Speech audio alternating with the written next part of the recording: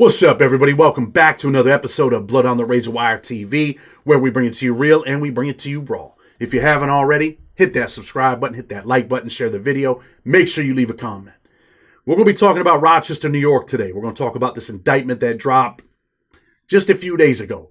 We'll talk about the dudes that are probably sitting in the cell right now rubbing their head like, damn, man. When they first got involved in this, I'm sure they were thinking, man, listen, the weed is the move right now. I'm about to make moves. They're legalizing this. They probably had dreams of having a dispensary. You're out here making all kinds of money, buying cars, living a lavish life. But you never think about the other part. When you start to climb this ladder, what happens? You got people out there hating on you. No matter what you do, there's always some kind of competition. And that's what these cats had. They had a competition where it comes down to Crips versus Bloods, Bloods versus Crips. And eventually, 3 lives are lost, numerous arsons. They find numerous weapons in this case. And now somebody's sitting on a bunk rubbing their head. You know, just a couple weeks ago, you were the man. Now they charge you in federal court. You know this shit is real. A cop ended up dying in this case. Full court press. The police come on the news and they tell you. They say, man, these dudes are out here. You know, they got their little bootlegger thing going out of this house. And, you know, marijuana, they say it's a nonviolent offense. But no, there's all kinds of violence erupting. And now we're banging down doors. So if you're out there and you're a young man and you think, man, I'm getting a couple dollars, think about what the end outcome could possibly be. Remember, man, you might start out small, but as you climb the ladder, what happens? We're going to talk about this case. Let's go. Rochester, New York, a city that has been plagued with violence year after year, a place where some neighborhoods have the name Ghost Town. Rochester is a city that is filled with poverty. It wasn't always that way, but that's how it is now. A place where some might say so many are just living to die. Young lives lost each and every day to violence, in most cases, over petty money, over things that really don't mean much. You can drive down Lyle Avenue and watch drug addicts smoke drugs in the middle of the day on the main road. You can see homeless people laying out on the ground, others flying signs. Sometimes people get involved in this life of drug dealing, dreaming of living their best life. But in the end, they end up living no life at all. On September 30th, 2022, the feds dropped into a federal courthouse to drop a criminal complaint outlining numerous charges for some of Rochester's most violent offenders. Violence that some might say make purgatory look like child's play. Some people died and were buried, and others will be buried in a federal courthouse. Mothers looked on in stunned silence to see their loved ones lowered into the ground. Other mothers and family members will shed tears in a courtroom when they hear the sentences that get handed down. That life, in 99% of cases, end in either death or prison.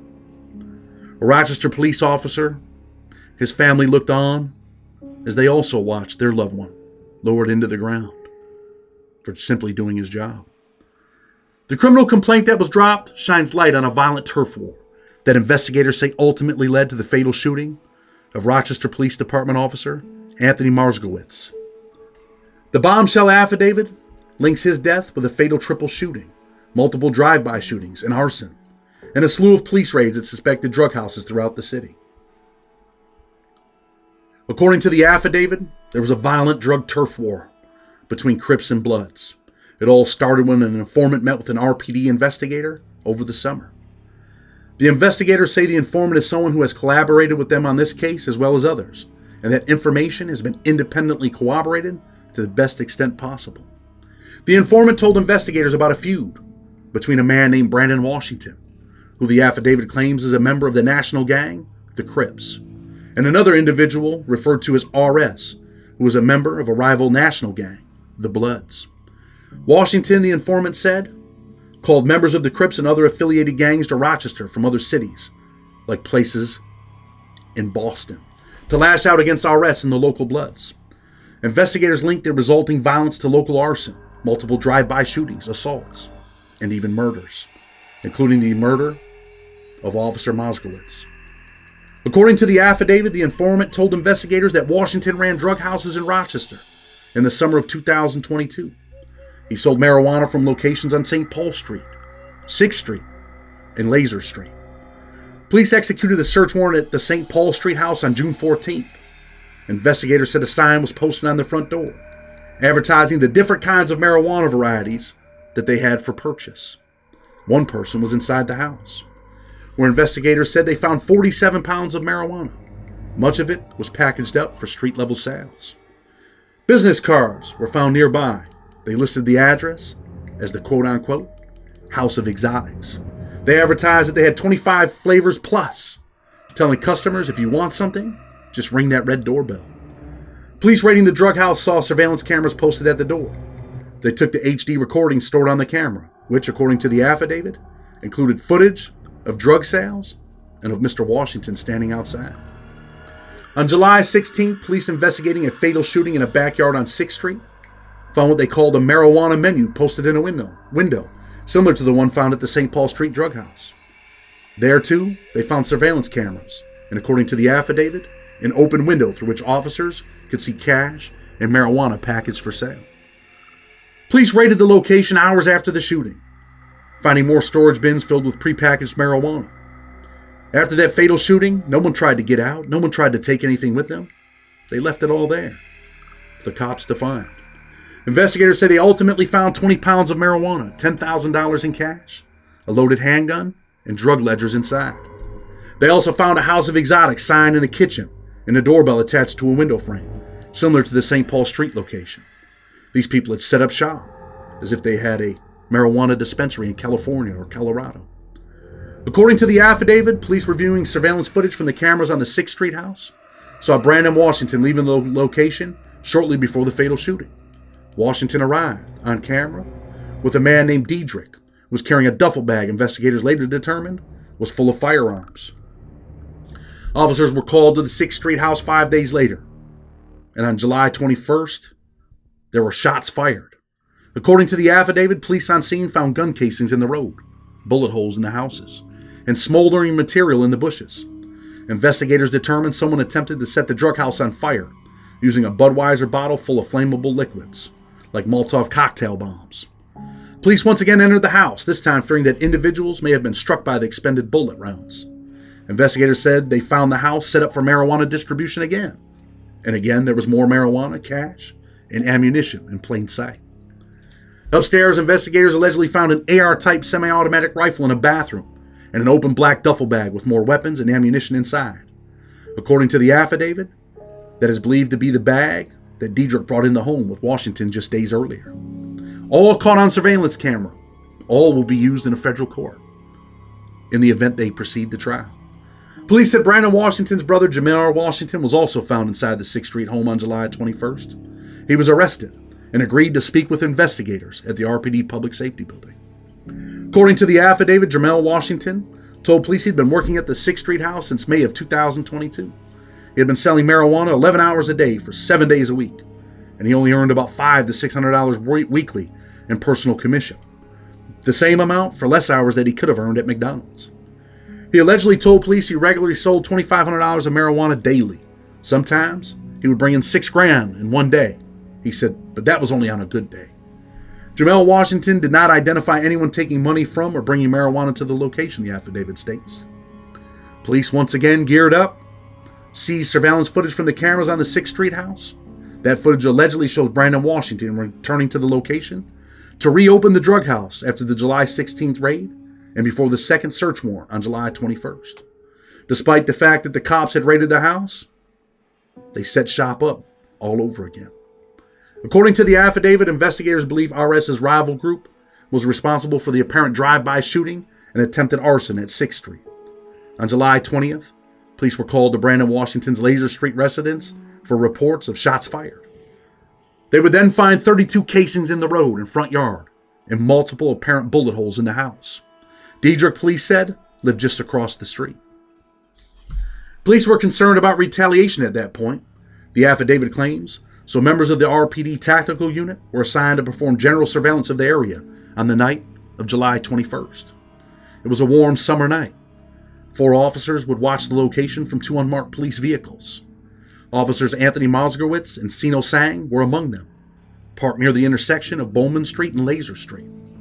That affidavit also says that the police saw a group of men on the front porch and in the yard of Diedrich's house, Diedrich Fulwe, and he was there, as was a man later identified as Kelvin Vickers, the man who showed up from Massachusetts.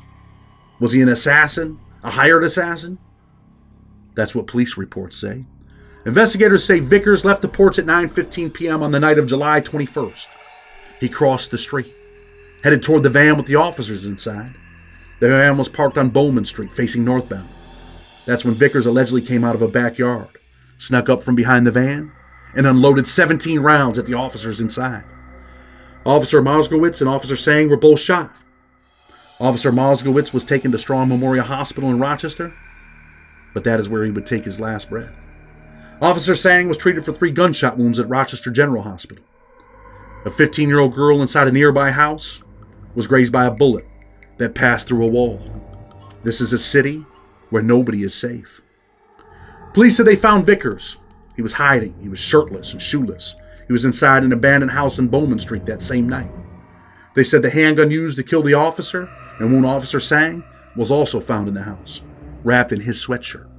According to the affidavit, Diedrich Foley was found when a concerned citizen told officers about a suspicious man sitting on a porch on a nearby Hoff Street. Police had made note of his car on Laser Street earlier in the night, and it was still there when he was detained, stuck in the area closed for the crime scene investigation. Diedrich likely ran away, sat on a porch as if he was just a man that lived in the neighborhood. But that one didn't fly over with the police. Not when there's an officer shot, not when there's an officer dead. They go hard. RPD and the Monroe County Sheriff's Office SWAT teams conducted a yard-to-yard search into the early hours after the shooting. They allegedly found multiple guns and boxes of ammunition strewn about the rear lawns of Washington and Foley's Laser Street houses. Search warrants carried out at the houses that morning uncovered 4 firearms in addition to the guns found in the backyard.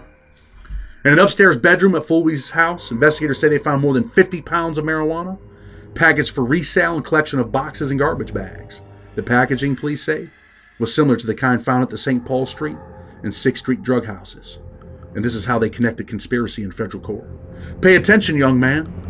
According to the affidavit, investigators searching Washington's home across the street found ammunition inside, along with hundreds of street-level packages of marijuana. Police say one plastic bag filled with vials of marijuana was labeled 6th Street. Those were the packages that would be sold there later on. But unfortunately for them, the police showed up before they could sell them. Foley's vehicle, which he was unable to recover during the police investigation, remained in the Laser Street driveway while police searched the homes. According to that affidavit, investigators looked into the vehicle's DMV records and learned it had been bought on the afternoon of the shooting from an auto shop on Dewey Avenue. Police went to the auto shop to find security footage from the days leading up to the fatal shooting of the cop. According to the affidavit, they saw Washington, Foley, and Vickers together during the sale. Police say Washington paid with $2,000 in cash, but Foley was named as the legal purchaser. Police looking into that sale learned Washington bought another vehicle from the same shop just 1 week earlier. Security footage shows Washington and Foley both at the shop when they bought the car, which was ultimately registered in another person's name. According to the affidavit, police used blue light camera footage and private citizen surveillance footage to determine the gray Dodge Caliber minivan Washington and Foley bought on July 14th was used in a triple shooting on July 20th. During their investigation, they went door to door. And they took that footage that they would later use in their federal criminal complaint. And you can be sure that it will also be used at the trial. 2 people were killed and a third injured in that shooting on North Clinton Avenue. Police say the victims, Richard Colon III and Migel Rant, were known associates of RS, associates of the person that they accuse of being a blood. 3 hours after the fatal July 20th shooting, the gray minivan was found completely engulfed in flames in the driveway of RS's mother's house. Nobody is safe. Even your mother is not off limits when you're involved in the streets. Washington's house was struck by gunfire 6 hours later, bringing police to Laser Street. RS wanted retaliation. You came to my mother's house? It's time for me to find you. Investigators, fearing escalating retaliation, then sent Officer Mazurkiewicz and Sang and 2 others to Laser Street the following night, where Mazurkiewicz was killed and Sang was injured. According to the affidavit, the keys to that minivan were found in Derek Foley's bedroom during the search of his home. Investigators say 18 people were arrested as a result of this investigation, 10 of whom face federal charges. Vickers, Foley, and a third man, Raheem Robinson, have been charged with murder, attempted murder, reckless endangerment, and criminal possession of a weapon in connection with the North Clinton Avenue shooting, along with arson charges for the alleged burning of the vehicle. Vickers, the man from Massachusetts, was charged with aggravated murder, murder in the second degree, attempted aggravated murder, attempted murder in the second degree, 2 counts of assault in the second degree, and 2 counts of criminal possession of a weapon in connection with the shooting of Officer Mazurkiewicz, Officer Singh, and the teenage victim. The affidavit filed Friday calls for Washington to be charged with conspiracy to possess with intent to distribute marijuana, maintaining locations for the purpose of manufacturing, storing, and distributing marijuana, aiding and abetting, possession of a firearm or furtherance of a drug trafficking crime. Yeah, 18 U.S.C. 924C. And felon in possession of firearms and or ammunition. 18 U.S.C. 922G. The affidavit also calls for charges of unlawful possession of a machine gun against Foley, which could possibly come with a 30-year sentence just for that. Police say in the end, they seized 22 firearms, nearly 140 pounds of marijuana. What will happen now? Will they go to trial? Who will cop out? Who will cooperate? Those are the questions that remain to be seen.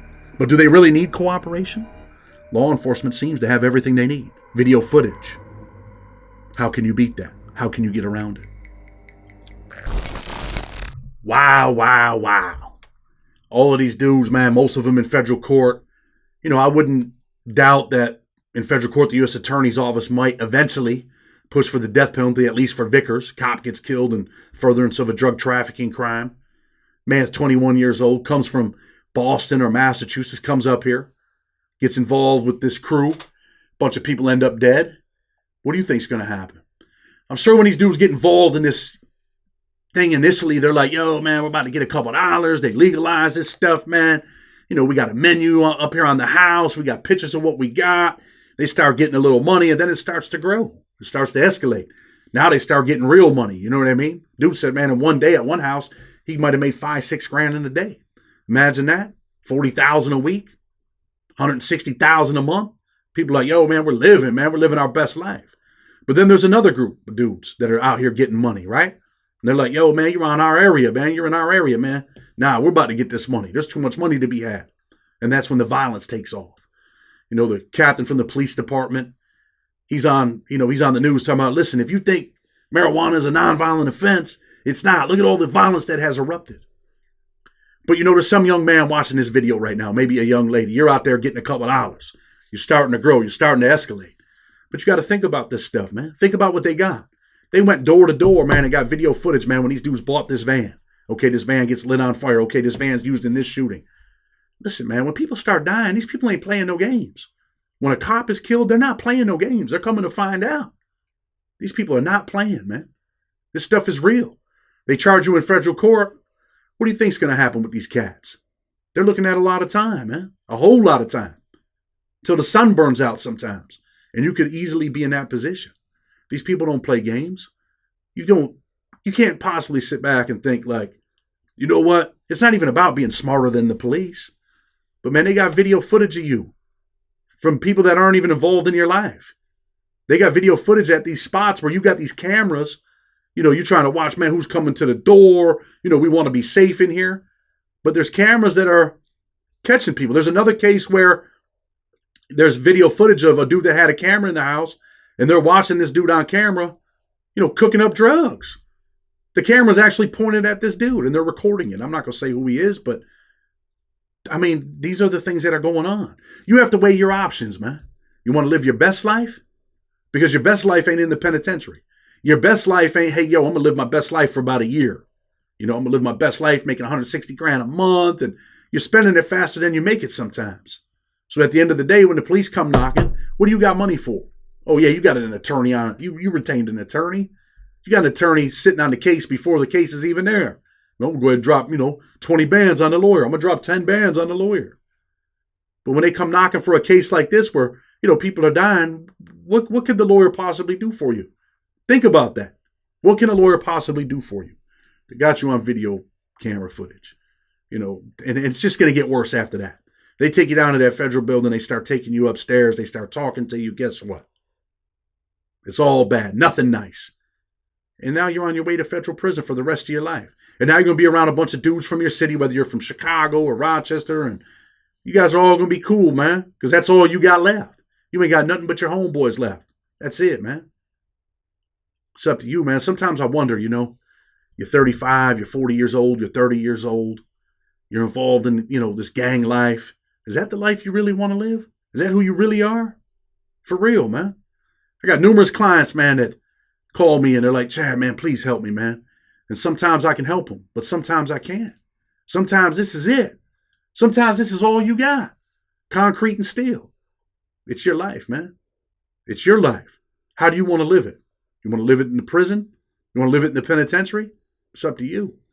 Always remember, you're in the driver's seat. Always remember, it's not about being smarter than the police, man. 99% of the time, it's either a grave or prison. It's up to you. Blood on the Razor Wire TV. With respect, until tomorrow, we're out.